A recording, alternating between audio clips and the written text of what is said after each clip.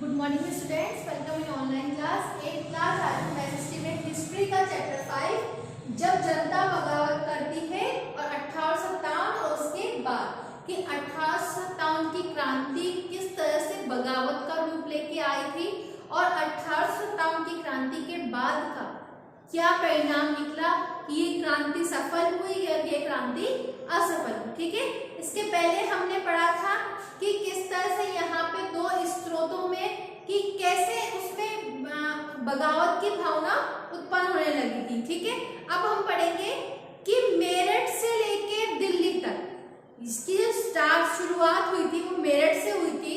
1857 की क्रांति की शुरुआत मेरठ से हुई थी।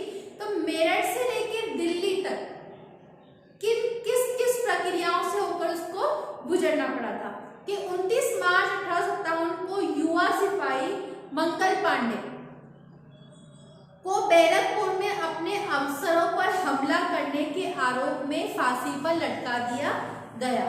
कि 29 मार्च 1857 को कि जो मंगल पांडे थे उन्होंने वहां के बैरकपुर में उनके अफसरों पर हमला कर दिया था, जो उसके परिणाम स्वरूप उन्हें फांसी की सजा दी गई थी।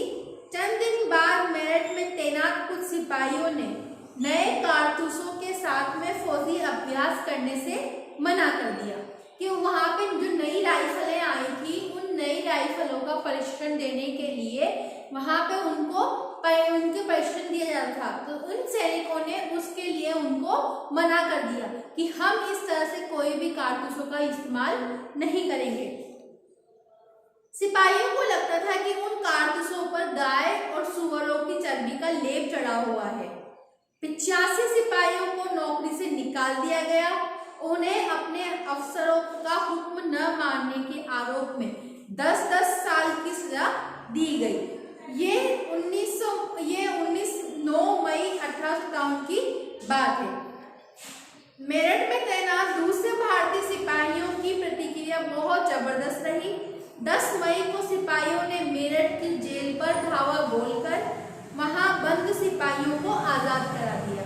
दूसरे सिपाहियों ने वहां जिन जेलों में उन सिपाहियों को 10-10 साल की सजा दी गई थी, जहां बंद रखा गया था, उन जेलों में उन्होंने धावा बोल दिया और वहां से उन सिपाहियों को आजाद करा लिया गया। उन्होंने अंग्रेज अफसरों पर हमला करके उन्हें मार गिराया। उन्होंने बंदूकें और हथियार उन सबके अपने कब्जे में ले लिए और अंग्रेजों की इमारतों और संपत्तियों को भी आग के हवाले कर दिया। उन्होंने फिरंगियों के खिलाफ युद्ध का ऐलान कर दिया। सिपाही पूरे देश में अंग्रेजों के शासन को खत्म करने में आमाद थे। जो सिपाही थे कि वो अंग्रेजी शासन को किस तरह से खत्म किया जाए, इस प्रक्रिया में वो अपना भरसक प्रयास उनके साथ में कर रहे थे। सिपाहियों ने इसका जवाब ढूंढ लिया था। वे मुगल सम्राट बहादुर शाह जफर को देश का शासन सौंपना चाहते थे। मेरठ के कुछ सिपाहियों की एक टोली 10 मई की रात को घोड़ों पर सवार होकर मुंह अंधेरे की दिल्ली की ओर पहुंच गए। जैसे ही उनके आने की खबर फैली, दिल्ली में सेना टुकड़ियों ने बगावत कर दी। यहाँ पर भी अंग्रेज मारे गए। देसी सिपाहियों ने हथियार व गोला बारूदों को अपने कब्जे में ले लिया और इमारतों में आग लगा दी। विजयी सिपाही लाल किले की दीवारों के आसपास जमा हो गए। वे बहादुर शाह से मिलना चाहते थे। बहादुर शाह अंग्रेजों की भारी ताकत से दो हाथ करने को तैयार नहीं थे, लेकिन सिपाही भी अड़े हुए थे। आखिरकार वो जबरन महल में घुस गए और उन्होंने बहादुर शाह को अपना नेता घोषित कर दिया। बूढ़े बादशाह को सिपाहियों की ये मांग माननी पड़ी। उन्होंने देश भर के मुखियाओं और शासकों को चिट्ठी लिखकर अंग्रेजों से लड़ने के लिए भारतीय राज्यों को एक संघ बनाने पर जोर दिया। वो ये चाहते थे कि क्योंकि अकेला तो कोई युद्ध जीत नहीं सकता, तो वो ये चाहते थे कि इन सभी राज्यों को एक संघ के रूप में बनाया जाए और एक इकाई के रूप में इनसे लड़ा जाए। अंग्रेजों से पहले देश के एक बहुत बड़े हिस्से पर मुगल साम्राज्य का ही शासन था। अंग्रेज नहीं आए थे, उससे पहले हमारे यहाँ पर मुगल साम्राज्य का बहुत बड़ा योगदान रहा, बहुत बड़ा यहाँ पे उनका कार्य था। ज्यादातर छोटे शासक रजवाड़े मुगल बादशाह के नाम पर ही अपने इलाकों को शासन चलाते थे। ब्रिटिश शासन के विस्तार से भयभीत ऐसे बहुत सारे शासकों को लगता था कि मुगल बादशाह दोबारा शासन स्थापित कर ले और मुगल आधिपत्य में दोबारा अपने इलाकों को शासन बेफिक्र होकर शासन चलाने लगे। अंग्रेजों को इन घटनाओं की उम्मीद नहीं थी। उन्हें लगता था कि कारतूसों के मुद्दे पर पैदा हुए उथल पुथल ही कुछ समय में शांत हो जाएंगे, लेकिन जब बहादुर शाह जफर ने बगावत का समर्थन दे दिया तो स्थिति रातों रात ही बदल गई और ऐसा लगता जैसे कोई रास्ता दिखाई नहीं लगता हो और उन्हें उत्साह और साहस और बढ़ जाता है। इन्हें आगे बढ़ने की हिम्मत और उम्मीद भी, आत्मविश्वास भी मिलता रहता है।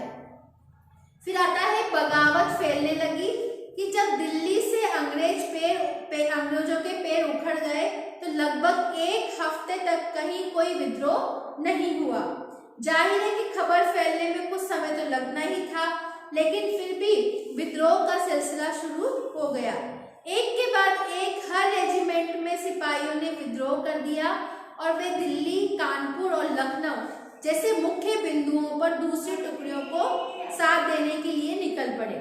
उन्होंने देखा नहीं कि कस्बों और गांव के लोगों ने भी बगावत के रास्ते में चलने लगे। मतलब उनको देखकर सभी के मन में बगावत की भावना आने लगी और सभी उसमें उनके सहयोग बनने लग गए। वे स्थानीय नेताओं, जमींदारों, मुखियाओं के पीछे संगठित हो गए। ये लोग अपनी सत्ता स्थापित करने में और अंग्रेजों से दो हाथ करने में भी तैयार हो गए। स्वर्गीय पेशवा बाजीराव के दत्तक पुत्र नाना साहेब कानपुर के पास रहते थे। उन्होंने सेना इकट्ठी की और ब्रिटिश सैनिकों को शहर से बाहर खदेड़ दिया। उन्होंने खुद को पेशवा घोषित कर दिया। उन्होंने ऐलान किया कि वह बहादुर शाह जफर के तहत गवर्नर हैं। लखनऊ की गद्दी से हटा दिए गए नवाब वाजिद अली शाह के बेटे बिरजिस कद्र को भी नया नवाब घोषित कर दिया गया। बिरजिस कद्र ने भी बहादुर शाह जफर को अपना बादशाह मान लिया। उनकी बेगम हजरत महल ने अंग्रेजों के खिलाफ विद्रोह का बढ़ावा देने के साथ उसमें बहुत बड़ा हिस्सा लिया। झांसी में रानी लक्ष्मीबाई भी विद्रोह सिपाहियों के साथ में जा मिली। उन्होंने नाना साहेब के सेनापति तात्या टोपे के साथ मिलकर अंग्रेजों को भारी चुनौती भी दी। मध्य प्रदेश के मांडला क्षेत्र में राजगढ़ की राजी अवंतीबाई लोधी ने 4000 सैनिकों की फौज तैयार की और अंग्रेजों के खिलाफ उनका नेतृत्व किया। क्योंकि ब्रिटिश शासन ने उनके राज्य पर, प्रशासन पर पूर्ण रूप से नियंत्रण स्थापित कर रखा था, तो उसके परिणाम स्वरूप उन्होंने उसके खिलाफ सेना का गठन किया और 4000 सैनिकों की सेना को लेकर अंग्रेजों के खिलाफ खड़े हो गए। विद्रोही टुकड़ियों के सामने अंग्रेजों की संख्या क्या थी? बहुत कम थी। बहुत सारे मोर्चों पर उनकी जबरदस्त हार हुई। इससे लोगों को यकीन हो गया कि अब अंग्रेजों का शासन खत्म हो चुका है। अब लोगों को विद्रोह में कूद पड़ने पर गहरा आत्मविश्वास भी मिल गया। खास तौर से अवध के इलाकों में चारों तरफ से बगावत की स्थिति थी। 6 अगस्त 1857 को लेफ्टिनेंट गवर्नर टाइटल ने अपने कमांडो इन चीफ को टेलीग्राम भेजा जिसमें अंग्रेजों के भय को व्यक्त किया। हमारे लोगों की विरोधियों की संख्या लगातार लड़ाई में थक गए हैं। एक एक गांव हमारे खिलाफ हो गए हैं। जमींदार भी हमारे खिलाफ खड़े हो गए हैं। इस दौरान बहुत सारे महत्वपूर्ण नेता भी सामने आए। उदाहरण के लिए फैजाबाद के मौलवी अब्दुल्ला अहमदुल्ला शाह ने भविष्यवाणी कर दी थी कि अंग्रेजों का शासन जल्द ही खत्म हो जाएगा। वे समझ चुके थे कि जनता क्या चाहती है। जनता को अब इसी बात पर विश्वास था कि अब हमें अंग्रेजों को यहाँ से बाहर भगाना है। इसी आधार पर उन्होंने समर्थकों की एक विशाल संख्या जुटा ली। उन्होंने समर्थकों के साथ में अंग्रेजों के साथ लड़ने के लिए लखनऊ जा पहुंचे। अंग्रेजों में सफाया करने के लिए बहुत सारी योद्धा इकट्ठे हो गए और बरेली के एक सिपाही बख्त खान ने लड़ाकों की विशाल टुकड़ी के साथ दिल्ली की ओर बढ़ चले। वो इस बगावत के मुख्य व्यक्ति साबित हुए और बिहार के एक पुराने जमींदार कुंवर सिंह ने भी विद्रोही सिपाहियों के साथ दिया और महीनों तक अंग्रेजों से लड़ाई लड़ी। तमाम इलाकों के नेता और लड़ाके इस युद्ध में हिस्सा ले रहे थे। फिर आया ये तो था कि जनता ने बगावत की। अब आया कंपनी का पलटवार, किस तरह से वह कंपनी ने उसका जवाब, विद्रोह का जवाब किस प्रकार दिया। इस उथल पुथल के बाद अंग्रेजों ने हिम्मत नहीं छोड़ी। कंपनी ने पूरी तरह ताकत लगाकर विद्रोह को कुचलने का फैसला किया। उन्होंने इंग्लैंड से और फौजें मंगवाई, विद्रोह को सजा देने के लिए कानून बनाए और विद्रोह के मुख्य केंद्रों पर धावा बोल दिया। सितंबर 1857 में दिल्ली दोबारा अंग्रेजों के कब्जे में आ गई। अंतिम मुगल बादशाह बहादुर शाह जफर पर मुकदमा चलाया गया और उन्हें आजीवन कारावास की सजा दी गई। उनके बेटों को उनकी ही आंखों के सामने गोली मार दी गई। बहादुर शाह और उनकी पत्नी बेगम जीनत महल को अक्टूबर 1858 में रंगून के जेल में भेज दिया गया और इसी जेल में नवंबर 1862 में बहादुर शाह जफर ने अंतिम सांस ली। दिल्ली पर अंग्रेजों का कब्जा हो जाने का मतलब ये नहीं था कि विद्रोह खत्म हो चुका था। इसके बाद भी लोग अंग्रेजों से टक्कर लेते रहे। व्यापक बगावत की ताकत को कुचलने के लिए अंग्रेजों को अगले 2 सालों तक इस लड़ाई में भाग लेना पड़ा। मार्च 1858 में लखनऊ अंग्रेजों के कब्जे में चला गया और 1858 में रानी लक्ष्मीबाई भी शिकस्त हुई और उन्हें मार दिया गया। दुर्भाग्यवश ऐसा ही अवंतीबाई लोधी के साथ में भी हुआ और उन्हें भी मार दिया गया। तात्या टोपे मध्य भारत के जंगलों में रहते हुए आदिवासियों और किसानों की सहायता से छापामार युद्ध चलाते रहे। जिस तरह पहले अंग्रेजों के खिलाफ मिली सफलता में विद्रोहियों को उत्साह मिलता था, उस तरह विद्रोहियों की ताकतों की हार से लोगों की हिम्मत टूटने लगी और बहुत सारों ने विद्रोहियों का साथ भी छोड़ दिया। अंग्रेजों ने भी लोगों का विश्वास जीतने के लिए हर संभव प्रयास किया।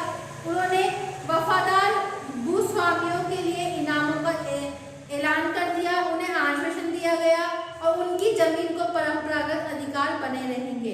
जिन्होंने विद्रोह किया था उनसे कहा गया कि अगर वो अंग्रेजों के सामने समर्पण कर देते हैं, अगर उन्हें किसी अंग्रेजों की हत्या नहीं की तो वो सुरक्षित रहेंगे और जमीन पर अपने अधिकार आगे की तरफ बढ़ा सकेंगे।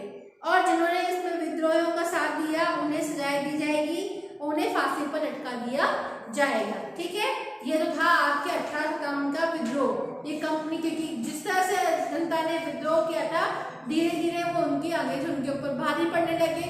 परिणाम स्वरूप 1857 की क्रांति पूर्ण रूप से सफल नहीं हो पाई थी। फिर आता है विद्रोह के बाद के साल के विद्रोह के बाद के क्या साल रहे, ये आपके सिलेबस से इसको हटा दिया गया है। ठीक है, आपका चैप्टर खत्म है, आप सबको समझ में आ गया होगा। ठीक है, thank you, have a nice day.